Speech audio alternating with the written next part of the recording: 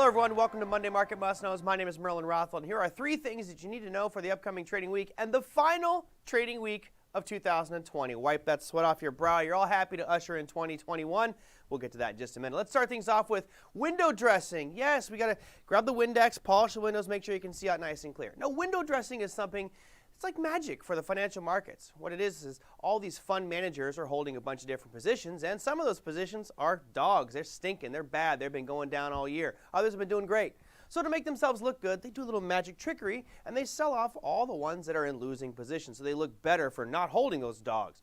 Well, that's called window dressing. What you might see by the end of the year is those stocks that have been suffering will suffer more in the final few days of the year, and the ones that have been doing really well will probably do a little bit better because they will reposition themselves in those to look more heavily weighted in the good companies. That's called window dressing. Now, short term, it obviously has an impact on the markets, but long term, it really doesn't. It's one of those things, actually, it hurts a fund manager's performance over the long run, but we're not talking long run. We're just talking the next week. Now, our second piece here is going to be housing data. Yeah, that's 2 weeks in a row we've talked about housing data, but this one's slightly different.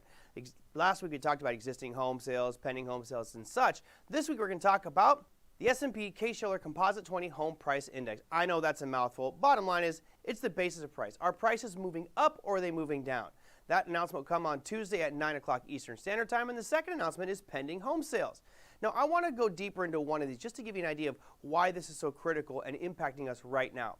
Here is the S&P Case-Shiller Composite 20 Home Price Index, which means it's 20 major metropolitan areas, the average price of home appreciation or depreciation as the case may be. On the left-hand side of your chart, you see 2009, on the right all the way through this current reading of 2020.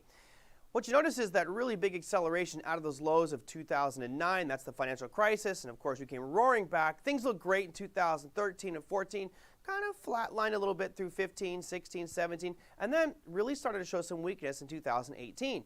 But lo and behold, COVID hit, and we start to see things spike up. So let's zoom in a little bit here so you can see more detail on this. This now just shows really the last couple of years, and you can see a huge acceleration. A lot of this due to stimulus, government spending, Fed spending, etc. What's noteworthy here is those little orange dashes. Those represent the expectations of what analysts and economists expected that number to be. You'll notice on the right-hand side, we've been blowing past that by at least 1% for the past couple of months. This to me is a little bit worrisome because it means we're getting a little bit overheated with regards to Case-Shiller Composite 20 Home Price Index, meaning home prices rising. That said, that announcement will happen this week on Tuesday at 9 a.m. Eastern Standard Time. And last but definitely not least, we've got a new year coming up. That's right, 2020 going by the wayside, 2021 coming up. I know many of you are looking to that with optimism given the fact that 2020 was such a terrible year for most people out there. Now, one little factoid that we've picked up, our friends at Traders Almanac have done studies going back into the early 50s, even earlier than that, and they've come up with this number that says, on average, meaning it's not guaranteed, but on average, the markets for the last 5 trading days of the year and the first 2 days of January average about 1.3% gains. Now, of course, that's no guarantee of it happening, but if it does, that'd be a nice little holiday present for you. Happy New Year's, my friends. We'll see you next year.